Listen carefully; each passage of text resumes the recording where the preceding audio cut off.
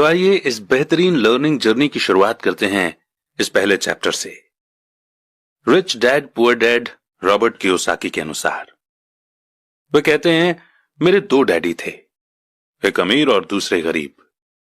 एक बहुत पढ़े लिखे थे और समझदार थे। वे पीएचडी थे और उन्होंने अपने 4 साल के अंडर ग्रेजुएट के काम को 2 साल से भी कम समय में कर लिया था। इसके बाद वे आगे पढ़ने के लिए Stanford university, university of Chicago और नॉर्थ वेस्टर्न यूनिवर्सिटी गए और ये सब उन्होंने पूरी तरह से स्कॉलरशिप के सहारे ही किया। मेरे दूसरे डैडी 8th क्लास से आगे नहीं पढ़े थे।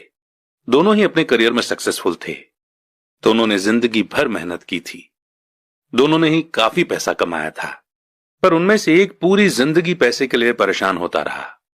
दूसरा हवाई के सबसे अमीर लोगों में से एक बन गया।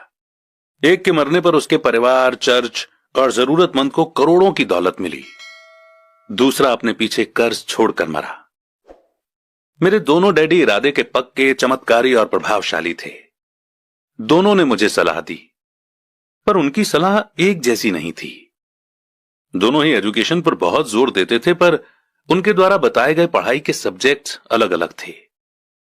अगर मेरे पास सिर्फ एक ही डैडी होते तो मैं या तो उनकी सलाह मान लेता या फिर उसे ठुकरा देता। क्योंकि सलाह देने वाले दो थे, इसलिए मेरे पास दो बिल्कुल अलग अलग विचार होते थे, एक अमीर आदमी का और दूसरा गरीब आदमी का। किसी भी एक विचार को सीधे सीधे मान लेने या न मानने के बजाय मैं उनकी सलाह पर काफी सोचा करता था, उनकी तुलना करता था और फिर खुद के लिए फैसला किया करता था। समस्या यह थी कि अमीर डैडी अभी अमीर नहीं थे और गरीब डैडी अभी गरीब नहीं थे। दोनों ही अपना करियर शुरू कर रहे थे और दोनों ही दौलत और परिवार के लिए मेहनत कर रहे थे, पर पैसे के बारे में दोनों के विचार और नजरिए एकदम अलग थे। एग्जाम्पल के तौर पर एक डैडी कहते थे कि पैसे का मोह ही सभी बुराइयों की जड़ है, जबकि दूसरे डैडी कहा करते थे पैसे की कमी ही सभी बुराइयों की जड़ है। जब मैं छोटा था तो मुझे दोनों डैडियों की अलग अलग सलाह से दिक्कत होती थी। एक अच्छा बच्चा होने के नाते मैं दोनों की बातें सुनना चाहता था। परेशानी यह थी कि दोनों एक जैसी बातें नहीं कहते थे। उनके विचारों में जमीन आसमान का फर्क था, खासकर पैसे के मामले में। मैं काफी लंबे समय तक यह सोचा करता कि उनमें से किसने क्या कहा और क्यों कहा और उसका नतीजा क्या होगा। मेरा बहुत सा समय सोच विचार में ही गुजर जाता था। मैं खुद से बार बार इस तरह के सवाल पूछा करता, उन्होंने ऐसा क्यों कहा? और फिर दूसरे डैडी की कही हुई बातों के बारे में भी इस तरह के सवाल पूछता। काश मैं ये बोल सकता कि हां वे बिल्कुल सही हैं, मैं उनकी बातों से पूरी तरह से सहमत हूं, या ये कहकर मैं सीधे उनकी बात ठुकरा सकता था, बुढ़े को यह नहीं पता कि वो क्या कह रहा है। अब क्योंकि दोनों ही मुझे प्यारे थे, इसलिए मुझे खुद के लिए सोचने पर मजबूर होना पड़ा। इस तरह सोचना मेरी आदत बन गई, जो आगे चलकर मेरे लिए बहुत फायदेमंद साबित हुई। अगर मैं एक ही तरह से सोच पाता तो यह मेरे लिए इतना फायदेमंद नहीं होता। पैसों का सब्जेक्ट स्कूल में नहीं बल्कि घर पर पढ़ाया जाता है। शायद इसीलिए अमीर लोग और ज्यादा अमीर होते जाते हैं, जबकि गरीब और ज्यादा गरीब होते जाते हैं, और मिडिल क्लास कर्ज में डूबा रहता है। हम में से ज्यादातर लोग पैसे के बारे में अपने माता पिता से सीखते हैं। कोई गरीब पिता अपने बच्चों को पैसे के बारे में क्या सिखा सकता है? वो सिर्फ इतना ही कह सकता है कि स्कूल जाओ और मेहनत से पढ़ो। हो सकता है वो बच्चा अच्छे नंबरों से कॉलेज की पढ़ाई पूरी कर ले, फिर भी पैसे के मामले में उसकी मानसिकता और उसके सोचने का ढंग एक गरीब आदमी जैसा ही बना रहेगा। ये सब उसने तब सीखा था जब वो छोटा बच्चा था। पैसों का टॉपिक स्कूलों में नहीं पढ़ाया जाता। स्कूलों में एकेडमिक और प्रोफेशनल स्किल्स पर जोर दिया जाता है, न कि पैसों से जुड़े स्किल पर।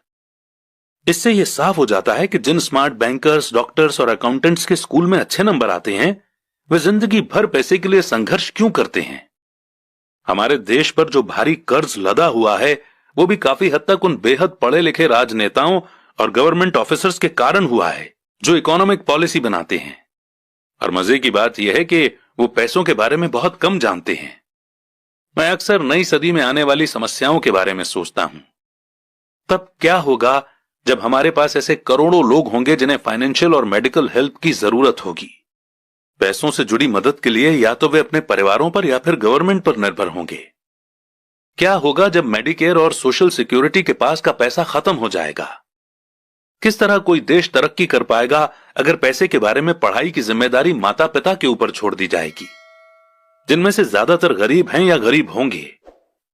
क्योंकि मेरे पास दो प्रभावशाली डैडी थे, इसलिए मैंने दोनों से ही सीखा। मुझे दोनों की सलाह पर सोचना पड़ता था। इस तरह से सोचते सोचते मैंने यह भी जान लिया कि किसी इंसान के विचार उसकी जिंदगी पर कितना जबरदस्त असर डाल सकते हैं। एग्जाम्पल के तौर पर एक डैडी को यह कहने की आदत थी, मैं इसे नहीं खरीद सकता। दूसरे डैडी इन शब्दों के इस्तेमाल से चिढ़ते थे। वे जोर देकर कहा करते थे कि मुझे इसके बजाय यह कहना चाहिए कि मैं इसे कैसे खरीद सकता हूं। पहला सेंटेंस नेगेटिव है और दूसरा सवाल उठाने वाला, तो पहले में बात खत्म हो जाती है और दूसरे में आप सोचने के लिए मजबूर हो जाते हैं। मेरे जल्द ही अमीर बनने वाले डैडी ने मुझे समझाया कि जब हम कहते हैं कि मैं इसे नहीं खरीद सकता, तो हमारा दिमाग काम करना बंद कर देता है।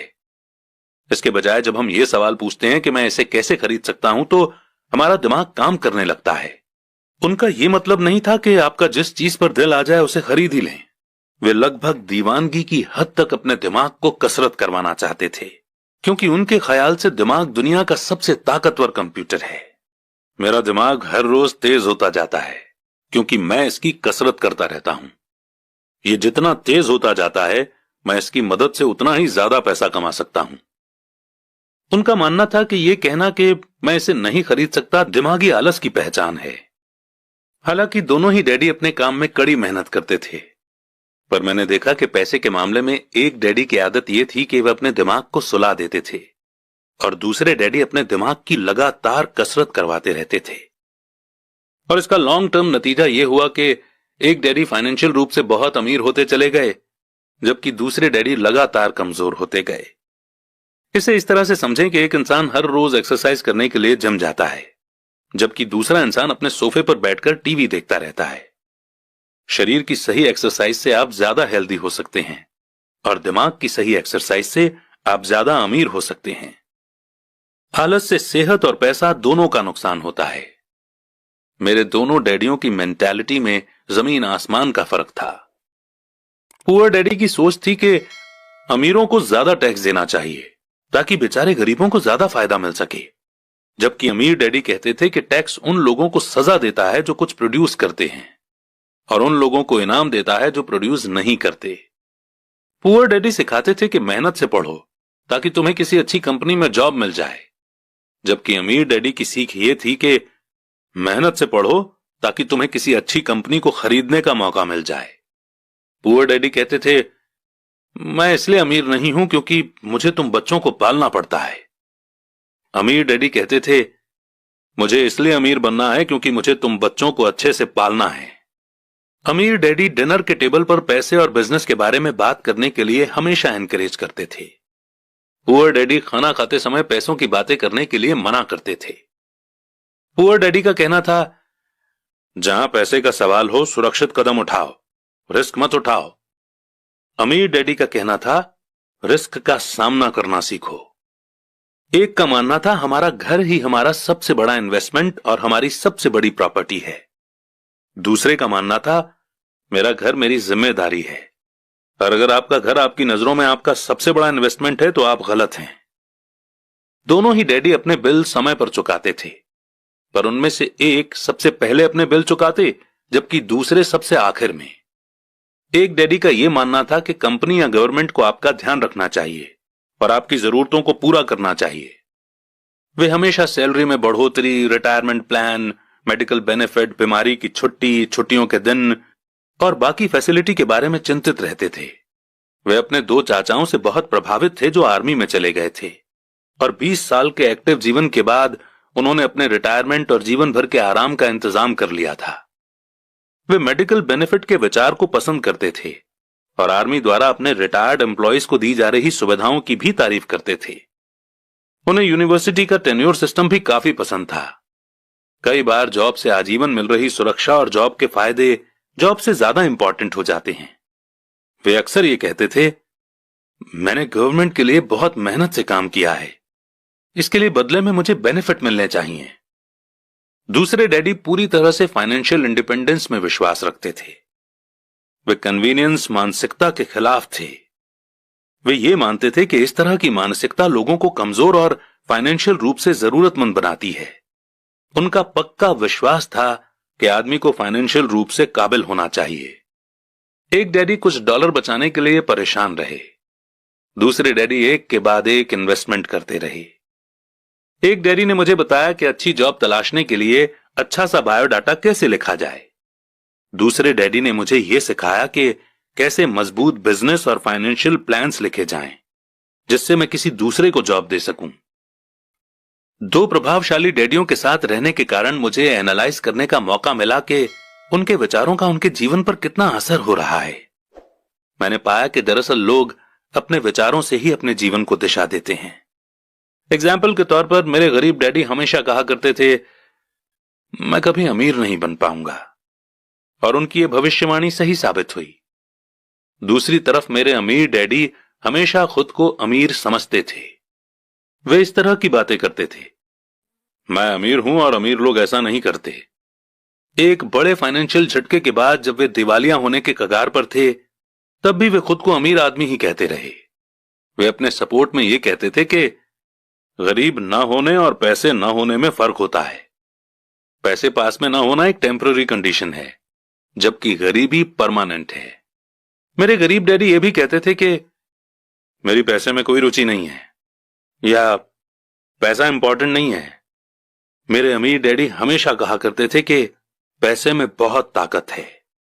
हो सकता है कि हमारे विचारों की ताकत को कभी मापा न जा सके, या फिर उन्हें पूरी तरह से समझा न जा सके।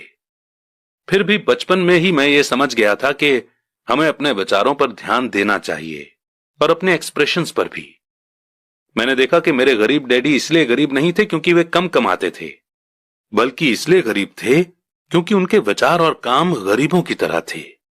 दो डैडी होने के कारण बचपन से ही मैं इस बारे में बहुत सावधान हो चला था कि मैं किस तरह की सोच अपनाऊं। मैं किसकी बात मानूं, अपने अमीर डैडी की या अपने गरीब डैडी की। हालांकि दोनों ही एजुकेशन और नॉलेज को बहुत इंपॉर्टेंट मानते थे, पर क्या सीखा जाए इस बारे में दोनों की अलग अलग राय थी। एक चाहते थे कि मैं पढ़ाई में कड़ी मेहनत करूं, डिग्री लूं और पैसे कमाने के लिए अच्छी सी जॉब ढूंढ लूं। वे चाहते थे कि मैं एक प्रोफेशनल ऑफिसर, वकील या अकाउंटेंट बन जाऊं या एमबीए कर लूं। दूसरे डैडी मुझे एनकरेज करते थे कि मैं अमीर बनने का राज सीख लूं, ये समझ लूं कि पैसा किस तरह काम करता है, और ये जान लूं कि इससे अपने लिए कैसे काम लिया जाता है। मैं पैसे के लिए काम नहीं करता। इन शब्दों को वो बार बार दोहराया करते थे। पैसा मेरे लिए काम करता है। 9 साल की उम्र में ही मैंने यह फैसला किया कि पैसे के बारे में मैं अपने अमीर डैडी की बात सुनूंगा और उनसे सीखूंगा। यह फैसला करने का मतलब था अपने गरीब डैडी की बातों पर ध्यान न देना। हालांकि उनके पास कॉलेज की बहुत सी डिग्रियां थी जो मेरे अमीर डैडी के पास नहीं थी। एक बार मैंने यह फैसला कर लिया कि मुझे किसकी बात सुननी है, तो उसके बाद मेरी मनी एजुकेशन शुरू हो गई। मेरे अमीर डैडी ने मुझे 30 साल से भी ज्यादा समय तक सिखाया, जब तक कि मेरी उम्र 39 साल की नहीं हो गई, और इसके बाद उन्होंने सिखाना बंद कर दिया। उन्होंने ये देख लिया था कि मैं वो सब समझ चुका हूं जो मेरी मोटी बुद्धि में भरने की वो कोशिश कर रहे थे। पैसा एक तरह की ताकत है, पर इससे भी बड़ी ताकत है फाइनेंशियल एजुकेशन। पैसा तो आता जाता रहता है, पर अगर आप ये जानते हैं कि पैसा किस तरह से काम करता है, तो आप ज्यादा ताकतवर हो जाते हैं। आप दौलत कमाना शुरू कर सकते हैं। सिर्फ पॉजिटिव थिंकिंग से ही समस्या हल नहीं हो सकती, क्योंकि ज्यादातर लोग स्कूल में पढ़ते हैं और वहां ये कभी नहीं सीख पाते कि पैसा किस तरह से काम करता है। इसीलिए वे पैसे के लिए काम करने में अपनी सारी जिंदगी बर्बाद कर देते हैं। मेरी एजुकेशन तब शुरू हुई जब मैं सिर्फ 9 साल का था, और इसी कारण मेरे अमीर डैडी ने मुझे जो लेसन पढ़ाए वे बहुत आसान थे। और सारी बातों को छोड़कर विचार किया जाए तो उन्होंने मुझे 30 सालों तक सिर्फ 6 इंपॉर्टेंट लेसन पढ़ाए।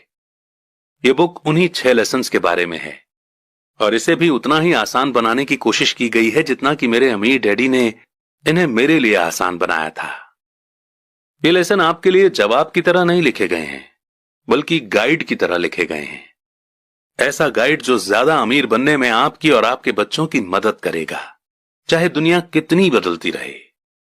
तो लेसन 1 है, अमीर लोग पैसे के लिए काम नहीं करते। लेसन 2, पैसे की समझ क्यों सिखाई जानी चाहिए। लेसन 3, अपने काम से काम रखो।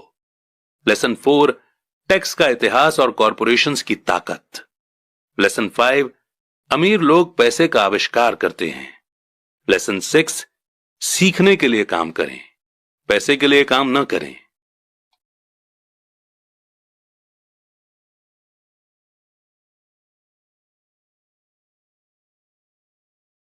शुरुआत करते हैं चैप्टर 2 की, जिसमें हम सीखेंगे लेसन 1, अमीर लोग पैसे के लिए काम नहीं करते। डैडी, क्या आप मुझे बता सकते हैं कि अमीर कैसे बना जाए? वे सुनते ही मेरे डैडी ने अपना शाम का न्यूज़पेपर नीचे रख दिया। बेटे, तुम अमीर क्यों बनना चाहते हो? क्योंकि आज जिमी की मम्मी अपनी नई महंगी कार में आई और वो लोग पिकनिक पर अपने सी साइड वाले घर पर जा रहे थे। जिमी अपने साथ साथ अपने 3 दोस्तों को ले गया, पर माइक और मुझे नहीं ले गया। उसने हमसे यह कहा कि वो हमें इसलिए नहीं ले जाएगा क्योंकि हम लोग गरीब बच्चे थे। उसने ऐसा कहा? डैडी ने आश्चर्य से पूछा। हां, बिल्कुल ऐसा ही कहा, मैंने दर्द भरी आवाज में कहा। डैडी ने अपना सिर हिलाया, नाक तक चश्मे को चढ़ाया और फिर न्यूज़पेपर पढ़ने लगे। मैं उनके जवाब का इंतजार करता रहा। यह 1956 की बात है, तब मैं 9 साल का था। किस्मत की बात थी कि मैं उसी पब्लिक स्कूल में जाता था जिसमें अमीर लोगों के बच्चे पढ़ते थे। हम शुगर प्लांटेशन के एरिया में रहते थे।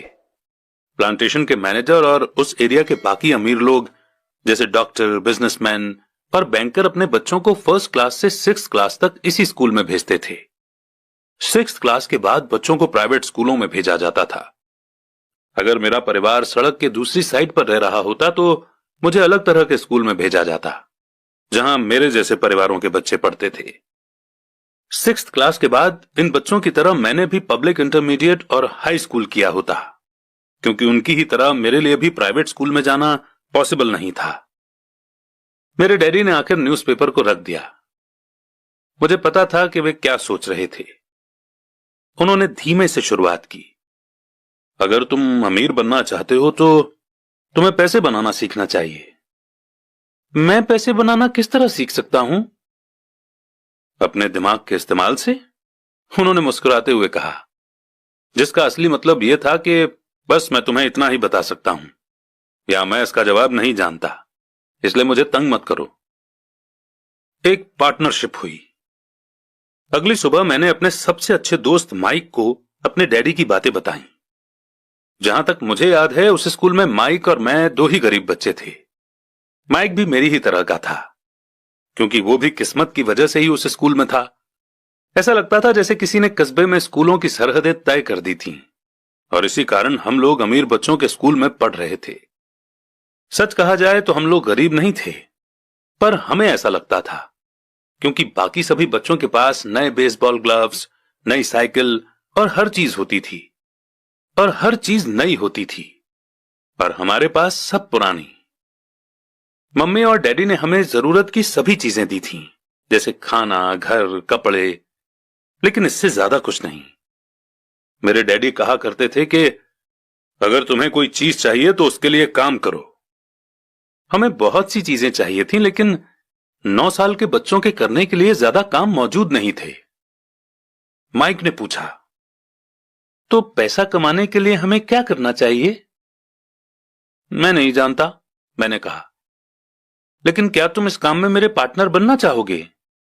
वो राजी हो गया, और उस शनिवार की सुबह माइक मेरा पहला बिजनेस पार्टनर बन गया। हम दोनों पूरी सुबह यही सोचते रहे कि पैसा किस तरह कमाया जाए। कभी कभार हम उन बेफिक्र बच्चों के बारे में बात करते रहे जो जिमी के सी साइड वाले घर पर मजे कर रहे होंगे। इससे थोड़ी चोट पहुंचती थी, पर यह चोट अच्छी थी, क्योंकि इसने हमें यह सोचने के लिए मोटिवेट किया कि पैसा कैसे कमाया जाए। और आखिरकार उस दोपहर को हमारे दिमाग में बिजली कौंध गई। यह एक ऐसा आइडिया था जो माइक ने किसी साइंस की किताब में पढ़ा था। एक्साइटेड होकर हमने अपने हाथ मिलाए, क्योंकि हमारे पास अब एक बिजनेस था। अगले कुछ हफ्तों तक मैं और माइक आसपास के इलाकों में भाग दौड़ करते रहे। हम दरवाजों पर दस्तक देते थे और पड़ोसियों से कहते थे कि वे अपने इस्तेमाल किए हुए टूथपेस्ट ट्यूब हमारे लिए रख लें। हैरत से हमें देखते हुए ज्यादातर लोगों ने मुस्कुराकर हमारी बात मान ली। कुछ ने हमसे पूछा कि हमें टूथपेस्ट ट्यूब क्यों चाहिए। इसके जवाब में हमने कहा कि हम आपको ये नहीं बता सकते, ये एक बिजनेस सीक्रेट है। हफ्ते गुजरते गए और मेरी मां बहुत दुखी हो गई। अपने रॉ मटेरियल को इकट्ठा करने के लिए हमने जो जगह चुनी थी वो उनकी वॉशिंग मशीन के ठीक पास में थी, एक ब्राउन कार्डबोर्ड के डिब्बे में जिसमें कभी केचप की बोतलें रखी रहती थीं। आज वहां पर हमारी और पड़ोसियों के टूथपेस्ट की इस्तेमाल की हुई ट्यूब्स पड़ी थीं। आखिर एक दिन मां के सब्र का बांध टूट गया। पड़ोसियों के मुड़े तुड़े और इस्तेमाल किए हुए टूथपेस्ट ट्यूब्स को देखते देखते वो ऊब गई थीं। उन्होंने पूछा, तुम लोग क्या कर रहे हो? और मैं ये नहीं सुनना चाहती कि एक बिजनेस सीक्रेट है। इस कचरे को साफ कर दो या मैं इसे उठाकर बाहर फेंक देती हूं। माइक और मैंने उनके हाथ पैर जोड़े और उन्हें यह बताया कि जल्दी ही हमारा काफी रॉ मटेरियल जमा हो जाएगा और फिर हम प्रोडक्शन शुरू कर देंगे। हमने उन्हें बताया कि हम कुछ पड़ोसियों का इंतजार कर रहे थे ताकि वे अपने टूथपेस्ट के ट्यूब खत्म कर लें। मां ने हमें एक हफ्ते की मोहलत और दे दी। प्रोडक्शन शुरू होने की तारीख करीब आ गई थी। प्रेशर बढ़ चुका था। हमारे वेयरहाउस के मालिक यानी मेरी मां ने हमारी पहली पार्टनरशिप कंपनी को जगह खाली करने का नोटिस थमा दिया था। अब माइक का काम यह था कि वो पड़ोसियों को अपने टूथपेस्ट जल्दी खत्म करने के लिए कहे और साथ में यह भी कह दे कि दांत के डॉक्टर्स ने कहा है कि दिन में कई बार ब्रश करना चाहिए। मैं प्रोडक्शन के प्रोसेस को ठीक ठाक करने में जुट गया। एक दिन मेरे डैडी अपने एक दोस्त के साथ कार में बैठकर जब घर आए तो वो शॉक्ड हो गए जब उन्होंने वहां 9 साल के 2 बच्चों को प्रोडक्शन प्रोसेस में पूरे स्पीड से जुटे हुए देखा। हर जगह बारीक सफेद पाउडर बिखरा हुआ था। एक लंबी मेज पर स्कूल से लाए गए दूध के छोटे कार्टन थे और हमारे परिवार की ग्रिल लाल दहकते कोयलों के साथ मैक्सिमम हीट पर जल रही थी। डैडी सावधानी से चलकर हमारे करीब आए क्योंकि हमारे प्रोडक्शन प्रोसेस ने उनके घर पर कब्जा कर लिया था, इसलिए उन्हें कार बाहर ही खड़ी करनी पड़ी। और जब वे और उनके दोस्त पास आए तो उन्होंने कोयलों के ऊपर रखा एक स्टील का बर्तन देखा जिसमें टूथपेस्ट के ट्यूब पिघल रहे थे। अब आप सोचेंगे कि टूथपेस्ट ट्यूब्स को हम क्यों पिघला रहे थे। एक्चुअली उन दिनों टूथपेस्ट प्लास्टिक के ट्यूब्स में नहीं आते थे। ट्यूब शीशे यानी कि लीड के बने होते थे। एक बार पेंट जल जाने पर हम ट्यूब्स को स्टील के बर्तन में डाल देते थे ताकि वो पिघलकर लिक्विड फॉर्म में आ सकें। इस पिघले हुए लीड को हम छोटे छोटे छेद वाले दूध के कार्टन्स में डाल रहे थे। दूध के इन कार्टनों में प्लास्टर ऑफ पेरिस भरा था। हर तरफ फैला सफेद पाउडर प्लास्टर ही था जिसमें हमने पानी मिलाया था। जल्दबाजी में मैंने उसके बैग को गिरा दिया था और पूरी जमीन ऐसे लग रही थी जैसे वहां अभी अभी बर्फ का तूफान आया हो। दूध के कार्टन बाहरी बक्से थे जिसके अंदर प्लास्टर ऑफ पेरिस के सांचे यानी कि मोल्ड थे। मेरे डैडी और उनके दोस्त हमें देखते रहे और हम पिघले हुए लीड को प्लास्टर ऑफ पेरिस के क्यूब के ऊपर छोटे से छेद में डालते रहे। संभल कर, मेरे डैडी ने कहा। मैंने बिना सिर उठाए हामी भर दी। आखिरकार जब शीशे को डालने का काम खत्म हो गया तो मैंने स्टील के बर्तन को नीचे रख दिया और फिर अपने डैडी की तरफ देखकर मुस्कुराया। उन्होंने हल्की सी मुस्कान के साथ पूछा, तुम लोग क्या कर रहे हो? हम वही कर रहे हैं जो आपने बताया था। हम अमीर बनने जा रहे हैं। हां, माइक ने सिर को हिलाते हुए और मुस्कुराते हुए कहा। हम दोनों पार्टनर हैं। डैडी ने पूछा, और इन प्लास्टर के सांचों में क्या है? देखिए, इसमें एक बहुत अच्छी चीज है। छोटे हथौड़े से मैंने सील को ठोका जिससे बाहरी खोल टूट गया। सावधानी से मैंने ऊपर के आधे प्लास्टर को हटाया और जिंक का एक सिक्का बाहर गिर गया। हे भगवान, तो तुम लोग जिंक के सिक्के बना रहे थे? मेरे डैडी ने कहा। बिल्कुल सही, माइक ने कहा। हम वही कर रहे थे जैसा आपने हमसे कहा था। हम पैसा बना रहे थे। मेरे डैडी के दोस्त जोर से हंसने लगे। मेरे डैडी भी मुस्कुराए और उन्होंने अपना सिर हिलाया। उनके सामने आग और टूथपेस्ट की ट्यूब्स के बक्से के साथ सफेद धूल में लिपटे हुए 2 बच्चे खड़े थे जो इस कान से उस कान तक खुलकर मुस्कुरा रहे थे। उन्होंने हमसे कहा कि हम सब कुछ छोड़कर उनके साथ चलें। और घर के सामने वाली सीढ़ी पर बैठी। मुस्कुराते हुए उन्होंने हमें जालसाजी यानी कि फेक या फ्रॉजरी शब्द का मतलब समझाया। कहने का मतलब यह है कि जो सिक्के हैं वो सिर्फ गवर्नमेंट यानी कि सरकार बना सकती है, न कि एक आम इंसान। अगर एक आम इंसान सिक्के बनाता है तो उसे जेल भी हो सकती है। हमारे सपने टूट गए थे। तो आपका मतलब यह है कि यह इलीगल है? माइक ने कांपती हुई आवाज में पूछा। इतने में डैडी के दोस्त ने कहा, छोड़ो भी, हो सकता है कि बच्चे अपने पैदाइशी टैलेंट को डेवलप कर रहे हों। मेरे डैडी उन्हें घूरते रहे। हां, यह इलीगल है, डैडी ने नरमी से कहा, पर तुम लोगों ने यह साबित कर दिया है कि तुम में बहुत ज्यादा क्रिएटिविटी और ओरिजिनल आइडिया हैं। इसी तरह आगे बढ़ते रहो, मुझे तुम पर गर्व है। निराश होकर माइक और मैं तकरीबन 20 मिनट तक चुपचाप अपना सिर पकड़कर बैठे रहे। इसके बाद हमने सारा घर साफ करना शुरू किया। पहले ही दिन हमारा बिजनेस चौपट हो गया था। पाउडर साफ करते हुए मैंने माइक की ओर देखा और कहा, मुझे लगता है जिमी और उसके दोस्त ठीक कहते हैं, हम सचमुच गरीब हैं। जब मैंने ये कहा तब डैडी बस जाने ही वाले थे। उन्होंने कहा, बच्चों, तुम गरीब तभी कहलाओगे जब तुम लोग हार मान लोगे। सबसे इंपॉर्टेंट चीज यह है कि तुमने कुछ किया। ज्यादातर लोग सिर्फ अमीर बनने के बारे में बातें करते रहते हैं और उसके सपने देखते रहते हैं। तुमने कुछ किया है, मुझे तुम दोनों पर गर्व है। मैं एक बार फिर से यही कहूंगा, आगे बढ़ते चलो, हार मत मानो। माइक और मैं खामोश खड़े रहे। ये शब्द सुनने में अच्छे थे, पर हमें यह नहीं पता था कि हमें क्या करना चाहिए। तो ऐसा क्यों है डैडी कि आप अमीर नहीं हैं? मैंने पूछा। क्योंकि मैंने एक स्कूल टीचर बनने का फैसला किया था। स्कूल के टीचर अमीर बनने के बारे में नहीं सोचते, हम सिर्फ पढ़ाना पसंद करते हैं। काश कि मैं तुम लोगों की मदद कर सकता, पर हकीकत में मैं ये नहीं जानता कि दौलत कैसे कमाई जाती है। माइक और मैं पलटे और अपने सफाई अभियान में जुट गए। डैडी ने कहा, हां, अगर तुम लोग ये सीखना ही चाहते हो कि अमीर कैसे बना जाता है तो मुझसे मत पूछो। माइक, तुम अपने डैडी से यह सवाल पूछो। मेरे डैडी? माइक ने हैरानी से कहा। हां, तुम्हारे डैडी। मेरे डैडी ने मुस्कुराकर कहा, तुम्हारे डैडी और मेरा बैंकर एक ही है और वो तुम्हारे डैडी की बहुत तारीफ करता है। उसने मुझे कई बार यह बताया है कि पैसा बनाने में तुम्हारे डैडी का कोई जवाब नहीं। मेरे डैडी? माइक ने एक बार फिर से हैरानी से पूछा। फिर ऐसा क्यों है कि स्कूल के अमीर बच्चों की तरह हमारे पास शानदार कार और आलीशान बंगला नहीं है? शानदार कार और आलीशान बंगले के होने का मतलब यह नहीं होता कि आप पक्के रूप से अमीर हैं या आप पैसा बनाने की कला जानते हैं, डैडी ने जवाब दिया। जिमी के डैडी शुगर प्लांटेशन में काम करते हैं। उनमें और मुझ में ज्यादा फर्क नहीं है। वे एक कंपनी के लिए काम करते हैं और मैं गवर्नमेंट के लिए। कंपनी उन्हें कार खरीद कर दे देती है।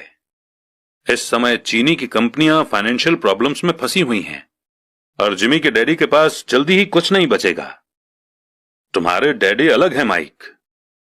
ऐसा लगता है कि वे एक एम्पायर बनाने जा रहे हैं और मेरा अंदाज है कि कुछ ही सालों में वे बहुत अमीर बन जाएंगे। यह सुनकर माइक और मैं एक बार फिर से एक्साइटेड हो गए।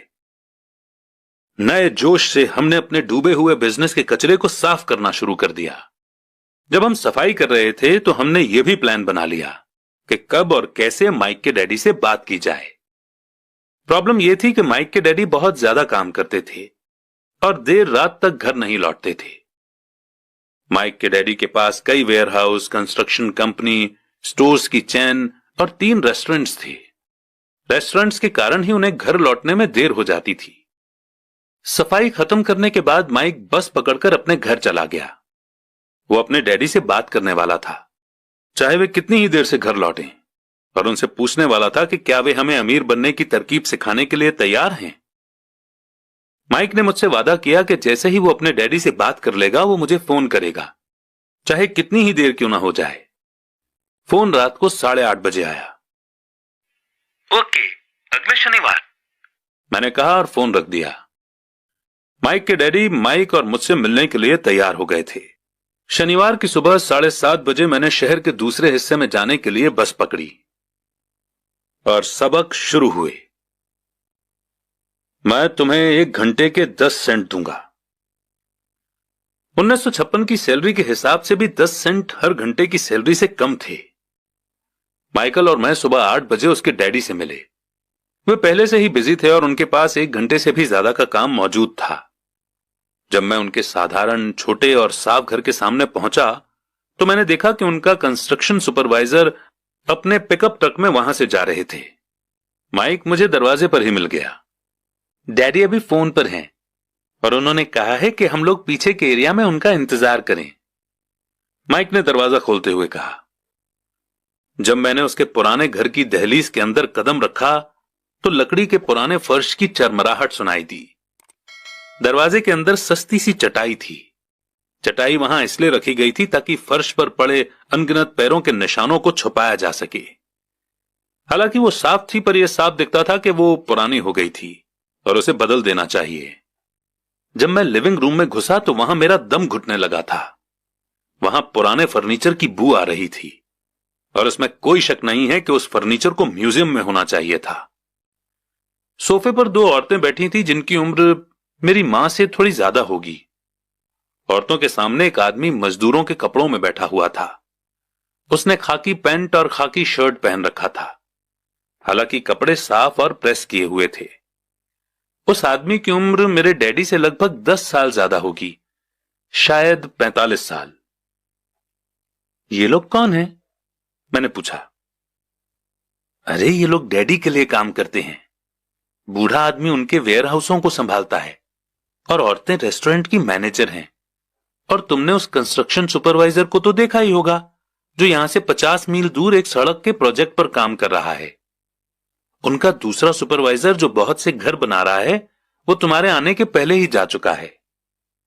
क्या ऐसा हमेशा ही होता है? मैंने पूछा। हमेशा तो नहीं, पर अक्सर ऐसा ही होता है, माइक ने कहा और मेरे पास अपनी कुर्सी खींचते हुए वो मुस्कुराया। मैंने उनसे पूछा था कि क्या वे हमें पैसा बनाना सिखाएंगे। माइक ने मुझे बताया। अच्छा, और उन्होंने इसका क्या जवाब दिया? मैंने एक्साइटेड होकर पूछा। पहले तो उनके चेहरे पर हंसी आई, फिर कुछ सोचकर उन्होंने कहा कि वे हमारे सामने एक ऑफर रखेंगे। अच्छा, मैंने कहा और अपनी कुर्सी की पीठ दीवार से टिका ली। मैं वहां कुर्सी के पिछले 2 पैरों के सहारे टिका बैठा रहा। माइक ने भी ऐसा ही किया। क्या तुम्हें पता है वो कौन सा ऑफर देने वाले हैं? मैंने पूछा। नहीं, पर हमें जल्दी ही इसका पता चल जाएगा। अचानक माइक के डैडी उस पुराने दरवाजे से घुसकर उस कमरे में दाखिल हुए जहां हम बैठे हुए थे। माइक और मैं अपने पैरों पर कूद गए, आदर के कारण नहीं बल्कि इसलिए कि हम चौंक गए थे। तो बच्चों, तैयार? माइक के डैडी ने एक कुर्सी हमारे पास खिसकाते हुए पूछा। हमने अपने सिर हिलाए और अपनी कुर्सियों को दीवार के पास से खींचकर उनके सामने रख लिया। वे एक लंबे चौड़े शरीर के मालिक थे, लगभग 6 फीट ऊंचे और वजन करीब 90 किलो होगा। मेरे डैडी इससे ऊंचे थे, लगभग इसी वजन के, और माइक के डैडी से 5 साल बड़े। वे लगभग एक जैसे ही थे, हालांकि दोनों एक ही प्रजाति के नहीं थे। हो सकता है कि उनकी एनर्जी एक सी हो। माइक का कहना है कि तुम पैसा कमाना सीखना चाहते हो। क्या यह सही है रॉबर्ट? मैंने तुरंत सहमति में अपना सिर हिलाया। हालांकि मुझे थोड़ा सा डर भी लग रहा था। उनके शब्दों और मुस्कुराहट के पीछे बहुत ताकत थी। अच्छा, ये रहा मेरा ऑफर। मैं तुम्हें सिखाऊंगा, लेकिन मैं ऐसा क्लासरूम के स्टाइल में नहीं करूंगा। अगर तुम मेरे लिए काम करोगे तो उसके बदले में तो मैं तुम्हें सिखाऊंगा, और तुम मेरे लिए काम नहीं करोगे तो मैं तुम्हें नहीं सिखाऊंगा। अगर तुम काम करते हो तो मैं तुम्हें ज्यादा तेजी से सिखा सकता हूं, और अगर तुम सिर्फ बैठकर मेरी बातें सुनते हो जैसा कि तुम लोग स्कूल में करते हो तो इससे मेरा समय बर्बाद होगा। ये मेरा ऑफर है, इसे या तो मान लो या फिर वापस लौट जाओ। क्या मैं पहले आपसे एक सवाल कर सकता हूं? मैंने पूछा। नहीं, इसे या तो मान लो या फिर वापस लौट जाओ। मेरे पास बर्बाद करने के लिए फालतू समय नहीं है। अभी ढेर सारा काम पड़ा हुआ है। अगर तुम में तुरंत फैसला करने की क्षमता नहीं है तो तुम कभी पैसे कमाना नहीं सीख पाओगे। मौके आते हैं और चले जाते हैं, इसीलिए तुरंत फैसला लेने की एबिलिटी एक इंपॉर्टेंट स्किल है। तुमने जैसा चाहा था वैसा एक मौका तुम्हारे सामने मौजूद है। अगले 10 सेकंड में या तो पढ़ाई शुरू हो जाएगी या फिर यह हमेशा के लिए खत्म हो जाएगी। माइक के डैडी ने चिढ़ाने वाली मुस्कुराहट के साथ कहा। मंजूर, मैंने कहा। मंजूर, माइक ने कहा। बहुत बढ़िया। 10 मिनट में मिसेस मार्टिन आ जाएंगी। उनसे बातें करने के बाद मैं तुम्हें उनके साथ भेज दूंगा और तुम लोगों का काम शुरू हो जाएगा। मैं तुम्हें हर घंटे के 10 सेंट दूंगा और तुम हर शनिवार 3 घंटे काम करोगे। पर आज तो मेरा सॉफ्टबॉल का मैच है, मैंने कहा। माइक के डैडी ने अपनी आवाज को धीमा पर कड़क करके कहा, या तो मान लो या फिर वापस लौट जाओ। मान लिया, मैंने जवाब दिया। सॉफ्टबॉल खेलने के बजाय काम करने और सीखने का ऑप्शन चुनने में ही समझदारी थी। शनिवार की खुशनुमा सुबह 9 बजे माइक और मैं मिसेस मार्टिन के साथ काम कर रहे थे। वे एक दयालु और सब्र वाली औरत थीं। वे हमेशा कहा करती थीं कि माइक और मुझे देखकर उन्हें अपने दोनों बच्चों की याद आ जाती है जो अब बड़े हो गए थे और दूर चले गए थे। हालांकि वे दयालु थी, पर वे कड़ी मेहनत में विश्वास करती थीं और इसलिए वे हमेशा काम करती रहती थीं। वे बहुत कड़क मैनेजर थीं। हम 3 घंटे तक डब्बों को सेल्फ पर से उतारते थे, उनकी धूल साफ करते थे और फिर उन्हें वापस वहीं पर रख देते थे। ये बड़ी मेहनत का काम था और बोरियत भरा भी। माइक के डैडी को मैं अपना अमीर डैडी कहता हूं।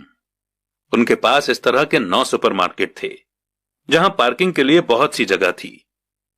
पड़ोस के जनरल स्टोर जहां लोग दूध, ब्रेड, बटर और सिगरेट जैसी चीजें खरीदते हैं। समस्या यह थी कि हवाई में एयर कंडीशनिंग नहीं थी और गर्मी के कारण स्टोर्स अपना दरवाजा बंद नहीं कर सकते थे। स्टोर के दोनों ओर दरवाजों को पूरा खुला रखा जाता था ताकि सड़क और पार्किंग की जगह सामने दिखती रहे। जब भी कोई कार पार्किंग में आती थी तो उसके साथ धूल का गुबार भी आता था जो स्टोर में घुसकर डिब्बों पर जम जाता था।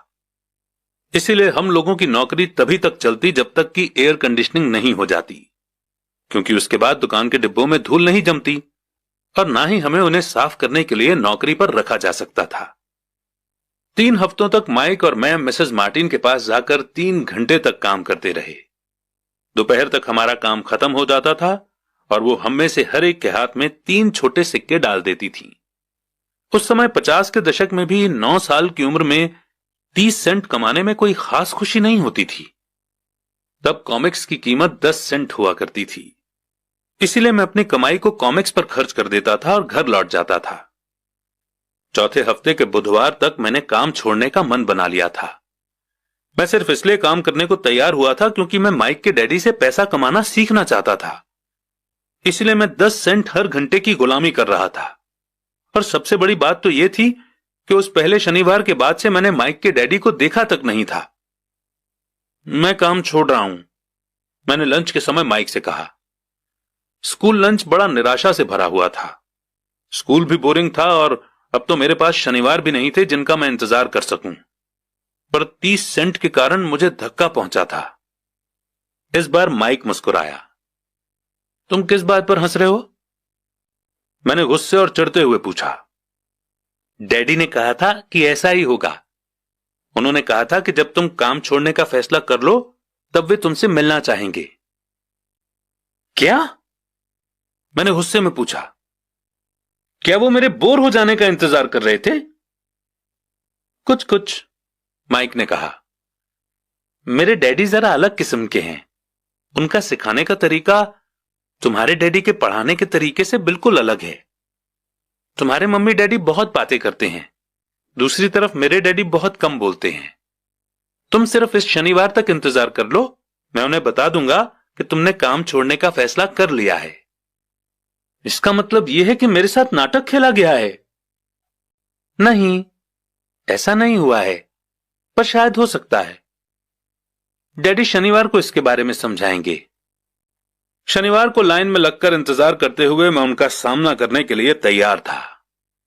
यहां तक कि मेरे असली डैडी भी उनसे नाराज थे। मेरे असली डैडी, जिन्हें मैं गरीब डैडी कहता हूं, ये मानते थे कि अमीर डैडी चाइल्ड लेबर कानून को तोड़ रहे थे और इस पूरे मामले की जांच होनी चाहिए। मेरे पढ़े लिखे गरीब डैडी ने मुझसे यह कहा कि मैं सही सैलरी मांगूं, हर घंटे के कम से कम 25 सेंट।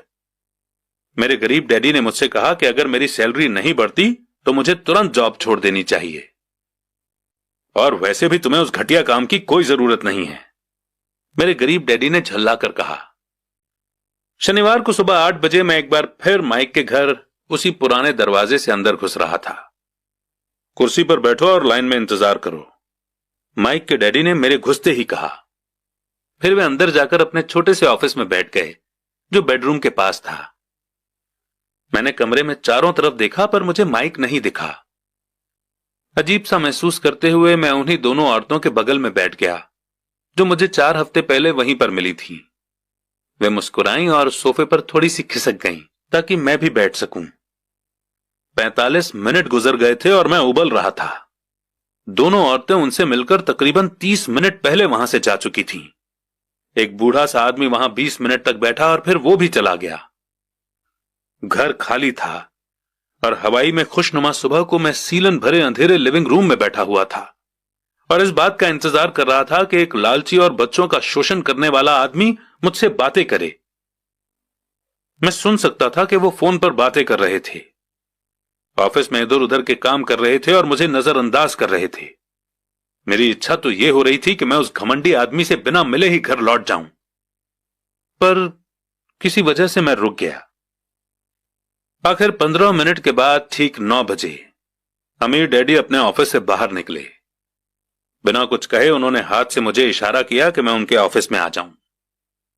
अमीर डैडी ने अपनी ऑफिस कुर्सी पर बैठते हुए कहा, या तो तुम्हारी सैलरी बढ़ाई जाए या तुम काम छोड़ रहे हो, है ना?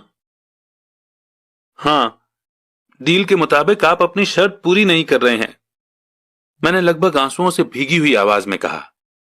9 साल के बच्चे के लिए एक बड़े आदमी का सामना करना बहुत ज्यादा डरावना था। आपने कहा था कि अगर मैं आपके लिए काम करूंगा तो मुझे आप पैसा कमाना सिखाएंगे। अपनी तरफ से मैंने आपके लिए काम किया है, मैंने कड़ी मेहनत की है। इस काम के लिए मैंने अपने बेसबॉल गेम की भी कुर्बानी दी है और अब आप अपने वादे से मुकर रहे हैं। आपने मुझे कुछ भी नहीं सिखाया है। आप धोखेबाज हैं, जैसा शहर के सभी लोग कहते हैं। आप लालची हैं, आप सिर्फ पैसा कमाना चाहते हैं और अपने एम्प्लॉयज का बिल्कुल ध्यान नहीं रखते। आपने मुझे इतनी देर तक बाहर बिठाए रखा और मेरी जरा भी इज्जत नहीं की। मैं एक छोटा सा बच्चा हूं और आपको मेरे साथ इससे बेहतर बर्ताव करना चाहिए था। अमीर डैडी अपनी कुर्सी पर पीछे झुक गए। अपने हाथों को ठुड्डी तक लाकर उन्होंने मुझे घूरा। ऐसा लग रहा था जैसे वो मुझे एनालाइज कर रहे थे। बुरा नहीं है, 1 महीने से भी कम समय में तुम वही भाषा बोल रहे हो जो मेरे ज्यादातर एम्प्लॉय बोलते हैं। क्या? मैंने पूछा। मैं समझ नहीं पा रहा था कि वे क्या कह रहे थे और इसलिए मैंने अपना दुखड़ा रोना चालू रखा। मुझे लगता था कि आप अपने वादे पर कायम रहेंगे और मुझे कुछ सिखाएंगे। इसके बजाय आप तो मुझ पर अत्याचार करना चाहते हैं। यह तो जुल्म है, सरासर जुल्म। मैं तुम्हें सिखा तो रहा हूं, अमीर डैडी ने धीमी आवाज में कहा। आपने मुझे क्या सिखाया है? कुछ भी नहीं। एक बार मैं चंद सिक्कों में काम करने के लिए तैयार हो गया, उसके बाद तो आपने मुझसे बात तक नहीं की। 10 सेंट हर घंटे के लिए। मैं आपकी शिकायत गवर्नमेंट से करूंगा। हमारे देश में भी चाइल्ड लेबर कानून है। आप तो जानते ही हैं कि मेरे डैडी गवर्नमेंट के लिए काम करते हैं। शाबाश, अब तुम उन ज्यादातर लोगों की भाषा बोल रहे हो जो कभी मेरे लिए काम करते थे।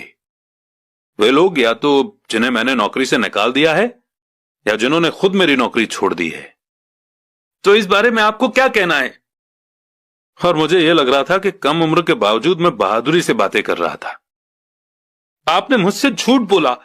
मैंने आपके लिए काम किया और आपने अपना वादा पूरा नहीं किया। आपने मुझे कुछ भी नहीं सिखाया। कौन कहता है कि मैंने तुम्हें कुछ नहीं सिखाया है?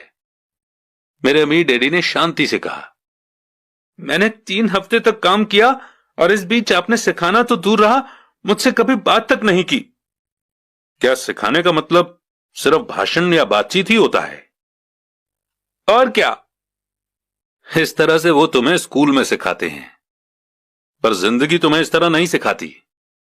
और मेरा मानना यह है कि जिंदगी सबसे बढ़िया टीचर होती है। ज्यादातर वक्त जिंदगी आपसे बातें नहीं करती, ये एक तरह से आपको धक्का देती है। हर धक्के के जरिए जिंदगी आपसे कहती है, जाग जाओ, मैं तुम्हें कुछ सिखाना चाहती हूं। यह आदमी कैसी बेसिर पैर की बातें कर रहा है? मैंने अपने आप से पूछा। जिंदगी अगर मुझे धक्का देती है तो इसका मतलब कि जिंदगी मुझसे बातें करती है। अब मैं जान चुका था कि मुझे यह काम तुरंत छोड़ देना चाहिए। मैं किसी ऐसे आदमी से बातें कर रहा था जो पागल था और जिसे ताले में बंद रखे जाने की जरूरत थी। अगर तुम जिंदगी के सबक सीखते हो तो इससे तुम्हें बहुत फायदा होगा। अगर तुम ऐसा नहीं करते हो तो जिंदगी तुम्हें लगातार धक्के देती रहेगी। लोग 2 चीजें करते हैं। कुछ लोग जिंदगी के धक्कों को सहन करते चले जाते हैं, बाकी लोग गुस्सा हो जाते हैं। वो बाकी लोगों से गुस्सा होने लगते हैं, जैसे कि अपने बॉस से, अपने काम से, अपनी पत्नी या पति से। वो ये नहीं जानते कि जिंदगी उन्हें धक्का दे रही है। मैं नहीं जानता था कि वो किस बारे में बात कर रहे थे। जिंदगी हम सबको धक्के मारती है। कुछ लोग हार मान लेते हैं, बाकी के लोग लड़ते हैं। कुछ लोग सबक सीख लेते हैं और आगे बढ़ जाते हैं। वे जिंदगी के धक्कों का स्वागत करते हैं। इन गिने चुने लोगों के लिए इसका मतलब यह होता है कि उन्हें कुछ नया सीखना चाहिए। वे सीखते हैं और आगे बढ़ जाते हैं। ज्यादातर लोग छोड़ देते हैं और कुछ लोग तुम्हारी तरह लड़ते भी हैं। अमीर डैडी खड़े हो गए और उन्होंने टूटी फूटी खिड़की को बंद कर दिया। अगर तुम ये सबक सीख लेते हो तो तुम एक समझदार, अमीर और सुखी नौजवान बन सकते हो। अगर तुम ये नहीं सीखते हो तो तुम जिंदगी भर अपनी समस्याओं के लिए अपनी नौकरी, कम सैलरी या अपने बॉस को कोसते रहोगे। तुम हमेशा ऐसे बड़े मौकों की उम्मीद करते रहोगे जो आए और तुम्हारी फाइनेंशियल प्रॉब्लम को सुलझा दें। अमीर डैडी ने मेरी तरफ देखा कि क्या मैं अब भी उनकी बात सुन रहा हूं। उनकी आंखें मेरी आंखों से मिलीं। हम एक दूसरे की तरफ देखते रहे और हमारी आंखों के बीच बातचीत की धाराएं बहने लगीं। आखिर जब मैं उनकी बात का मतलब समझ गया तो मैंने अपनी नजरें झुका ली। मैं जान गया था कि वे सही थे। मैं उन्हें दोषी ठहरा रहा था, जबकि सीखने की जिद मेरी ही थी। मैं फालतू में ही लड़ रहा था। अमीर डैडी ने आगे कहा, अगर आप इस तरह के आदमी हैं जिसमें हिम्मत नहीं है तो आप जिंदगी की हर प्रॉब्लम के सामने हार मान जाओगे। अगर आप इस किस्म के आदमी हैं तो आप जिंदगी भर सुरक्षित खेल खेलते रहोगे, सही चीजें करते रहोगे और किसी ऐसे वक्त का इंतजार करते रहोगे जो आने वाला नहीं है, और फिर आप एक बोरिंग बुढ़े की तरह मर जाएंगे। आपके बहुत से दोस्त होंगे जो आपकी सिर्फ इसलिए तारीफ करेंगे क्योंकि आप एक मेहनती और भले आदमी थे। आपने अपनी जिंदगी सेफ गेम खेलने और सही चीजें करने में गुजार दी।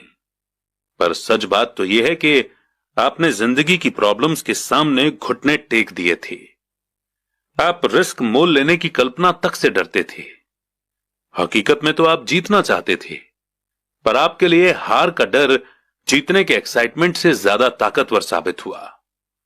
अंदर से आप और सिर्फ आप जान पाएंगे कि आपने कभी जीतने की कोशिश ही नहीं की। आपने सुरक्षित खेल खेलने का ऑप्शन चुना। हमारी नजरें एक बार फिर मिली। 10 सेकंड तक हम एक दूसरे की तरफ देखते रहे और एक बार फिर मैंने तभी नजरें हटाई जब मैं उनकी बात का मतलब समझ गया। आप मुझे धक्का दे रहे थे? मैंने पूछा। कुछ लोग ऐसा कह सकते हैं। अमीर डैडी मुस्कुराए। मैं तो यही कहूंगा कि मैं तुम्हें जिंदगी का स्वाद चखा रहा था। कैसा स्वाद? मैंने पूछा। मैं अब भी गुस्सा था, पर अब मेरी जानने की इच्छा भी जाग गई थी और अब मैं सीखने के लिए भी तैयार था। तुम दोनों ऐसे पहले लोग हो जिन्होंने मुझसे पैसे बनाने की कला सीखने की रिक्वेस्ट की है। मेरे पास 150 से भी ज्यादा एम्प्लॉइज हैं, पर उनमें से एक ने भी मुझसे पैसा कमाने की कला के बारे में कभी नहीं पूछा। वे मुझसे नौकरी मांगते हैं, सैलरी मांगते हैं, पर पैसा बनाने की कला नहीं सीखना चाहते। तो ज्यादातर लोग इसी तरह अपनी जिंदगी के सबसे बेहतरीन साल पैसे के लिए काम करने में बर्बाद कर देंगे और आखिर तक ये कभी समझ ही नहीं पाएंगे कि दरअसल वे किसके लिए काम कर रहे हैं। मैं पूरा ध्यान लगाकर उनकी बात सुनता रहा। तो जब माइक ने मुझसे कहा कि तुम पैसा कमाने की कला सीखना चाहते हो, तो मैंने एक ऐसा कोर्स तैयार किया जो असली जिंदगी के करीब था। मैं बोलते बोलते थक जाता, पर तुम कभी मेरी बात का मतलब नहीं समझ पाते। इसलिए मैंने फैसला किया कि तुम्हें जिंदगी के थपेड़ों का स्वाद चखा दिया जाए, ताकि तुम मेरी बात सुन भी सको और समझ भी सको। इसी कारण मैंने तुम्हें 1 घंटे के 10 सेंट दिए थे। तो 10 सेंट हर घंटे काम करने के बाद मैंने क्या सबक सीखा? यही कि आप घटिया हैं और अपने एम्प्लॉयज का शोषण करते हैं। अमीर डैडी अपनी कुर्सी पर पीछे की तरफ झुकते हुए जोर से हंसने लगे। जब उनकी हंसी बंद हुई तो उन्होंने कहा, अच्छा होगा अगर तुम अपने सोचने का नजरिया बदल लो। मुझे समस्या मत मानो, मुझे दोष देना छोड़ दो। अगर तुम सोचते हो कि तुम्हारी समस्या मैं हूं, तो तुम्हें मुझे बदलना होगा। इसके बजाय अगर तुम्हें यह लगता है कि तुम्हारी समस्या तुम खुद हो, तो तुम खुद को बदल सकते हो, सीख सकते हो और ज्यादा समझदार बन सकते हो। ज्यादातर लोग चाहते हैं कि दुनिया का हर आदमी बदल जाए, बस हम खुद ही ना बदलें। मैं तुम्हें यह बता दूं कि किसी दूसरे को बदलने से ज्यादा आसान यह है कि हम खुद को बदल लें। मैं आपकी बात ठीक से समझ नहीं पाया। अपनी प्रॉब्लम के लिए मुझे दोष देना छोड़ दो, अमीर डैडी ने बेचैन होकर मुझसे कहा। पर आपने मुझे सिर्फ 10 सेंट की ही सैलरी दी, तो तुमने क्या सीखा? अमीर डैडी ने मुस्कुराकर पूछा। यही कि आप घटिया हैं, मैंने शरारत भरी मुस्कान के साथ कहा। अच्छा, तो तुम ये सोचते हो कि प्रॉब्लम मैं हूं? वो तो आप हैं ही। खैर, इसी तरीके से सोचते रहो और तुम जिंदगी भर कुछ नहीं सीख पाओगे। अगर तुम्हारा नजरिया यही है कि समस्या मैं हूं, तो तुम्हारे पास क्या ऑप्शन रह जाते हैं? अगर आप मेरी सैलरी नहीं बढ़ाते या मुझे ज्यादा इज्जत नहीं देते, तो मैं काम छोड़कर चला जाऊंगा। ठीक कहा, और ज्यादातर लोग यही करते हैं। वे काम छोड़कर चले जाते हैं और दूसरी जॉब की तलाश करते हैं, जहां उन्हें बेहतर मौके या ज्यादा अच्छी सैलरी मिले। उन्हें यह गलतफहमी होती है कि नई नौकरी या ज्यादा सैलरी से उनकी प्रॉब्लम सुलझ सकती है, और ज्यादातर मामलों में ऐसा नहीं होता। तो समस्या किस तरह से सुलझ सकती है? 10 सेंट हर घंटे के हिसाब से सैलरी लेकर मुस्कुराते हुए? अमीर डैडी मुस्कुराए। यही बाकी के लोग करते हैं। वे ये जानते हुए भी कम सैलरी में काम करते हैं, क्योंकि नौकरी छूट जाने पर उनका और उनके परिवार का पेट कैसे भरेगा। इसलिए मन महसूस कर वे नौकरी करते हैं और ये सोचकर सैलरी बढ़ने का इंतजार करते हैं कि ज्यादा पैसा आने से समस्या सुलझ जाएगी। ज्यादातर लोग ऐसा ही सोचते हैं और कड़ी मेहनत करते हुए दूसरी नौकरी भी कर लेते हैं, पर उसमें भी उन्हें सैलरी कम ही मिलती है। मैं फर्श को घूरता रहा। अब मैं अमीर डैडी के सबक को समझने लगा था। मुझे यह एहसास हो गया था कि यही जिंदगी का स्वाद है। आखिरकार मैंने ऊपर की ओर देखा और अपना सवाल दोहराया, तो फिर यह समस्या किस तरह सुलझेगी?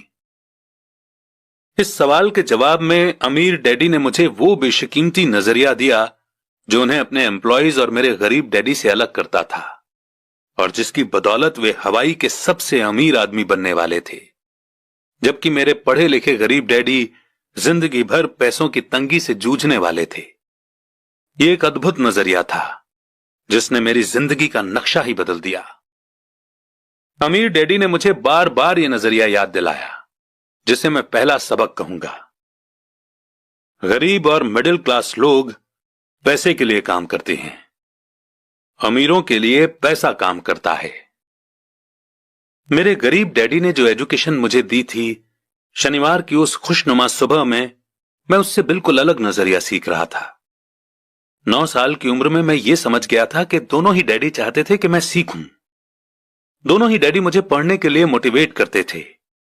फर्क सिर्फ इतना था कि दोनों के सुझाए सब्जेक्ट अलग अलग थे। मेरे पढ़े लिखे डैडी चाहते थे कि मैं वही करूं जो उन्होंने किया। बेटे, मैं चाहता हूं कि तुम मेहनत से पढ़ो, अच्छे नंबर लाओ ताकि तुम्हें किसी बड़ी कंपनी में स्टेबल जॉब मिल सके। और ये अच्छी तरह देख लो कि इसमें बहुत सारे दूसरे फायदे हों। मेरे अमीर डैडी चाहते थे कि सबक मुझे जीवन भर उनके मार्गदर्शन में सीखना था, न कि किसी क्लासरूम में। मेरे अमीर डैडी ने पहला सबक जारी रखा। मैं खुश हूं कि तुम 10 सेंट हर घंटे के हिसाब से काम करने पर गुस्सा हो गए। अगर तुम गुस्सा नहीं हुए होते और तुम ऐसा खुशी खुशी करते रहते तो मैं तुमसे साफ कह देता कि मैं तुम्हें नहीं सिखा सकता। ये जान लो कि सच्ची एजुकेशन में एनर्जी, स्ट्रांग इमोशन और जबरदस्त इच्छा की जरूरत होती है।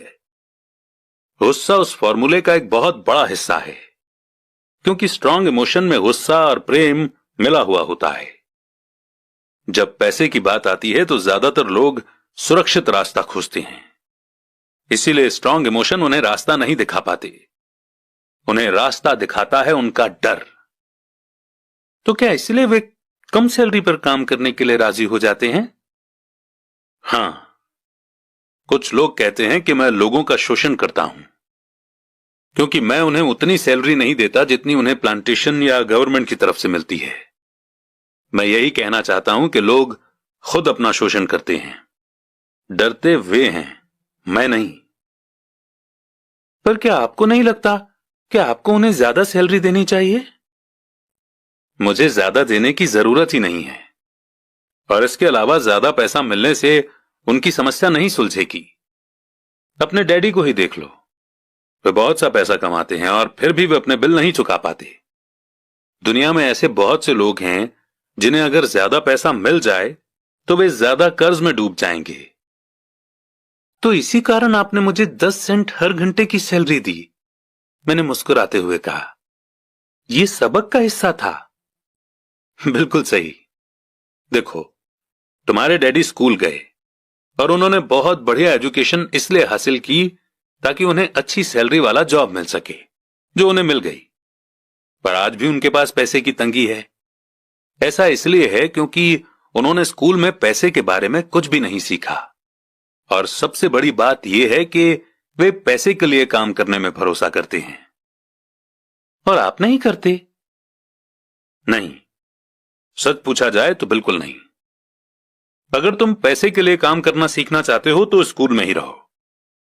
यह सीखने के लिए उससे बढ़िया जगह कोई नहीं है। पर अगर तुम यह सीखना चाहते हो कि पैसा तुम्हारे लिए किस तरह काम करे, तो यह मैं तुम्हें सिखा सकता हूं, पर तभी जब तुम सीखना चाहो। क्या हर कोई यह नहीं सीखना चाहता? मैंने पूछा। नहीं, सिर्फ इसलिए क्योंकि पैसे के लिए काम करना ज्यादा आसान है, खासकर तब जब पैसे के बारे में आपकी बेसिक भावना डर हो। मैं समझ नहीं पाया, मैंने त्योरियां चढ़ाकर कहा। उसकी चिंता फिलहाल मत करो। अभी इतना ही समझ लो कि डर के कारण ही ज्यादातर लोग अपनी जॉब कर रहे हैं। अपने बिल न चुका पाने का डर, जॉब से निकाल दिए जाने का डर, खुद के पास काफी पैसा न होने का डर, एक बार फिर से शुरू करने का डर। यह किसी बिजनेस को सीखने और पैसे के लिए काम करने की कीमत है। ज्यादातर लोग पैसे के गुलाम बन जाते हैं और फिर वे अपने बॉस पर अपनी भड़ास निकालते हैं। तो आपकी नजर में पैसे से अपने लिए काम करवाना एक बिल्कुल अलग मुद्दा है? बिल्कुल, अमीर डैडी ने जवाब दिया, बिल्कुल। शनिवार की उस खुशनुमा सुबह हवाई में हम लोग चुपचाप बैठे रहे। मेरे दोस्त उस समय लिटिल लीग बेसबॉल गेम शुरू कर ही रहे होंगे, पर किसी वजह से मैं खुश था कि मैंने 10 सेंट हर घंटे के हिसाब से काम करने का फैसला किया था। मुझे लगा था कि मैं कुछ ऐसा सीखने जा रहा था जो मेरे दोस्त स्कूल में कभी नहीं सीख पाएंगे। सीखने के लिए तैयार? अमीर डैडी ने पूछा। बिल्कुल, मैंने दांत निकालकर कहा। मैंने अपना वादा निभाया है। मैंने तुम्हें दूर बैठे बैठे भी सिखाया है। 9 साल की उम्र में तुम्हें इस बात का पता चल चुका है कि पैसे के लिए काम करना कैसा होता है।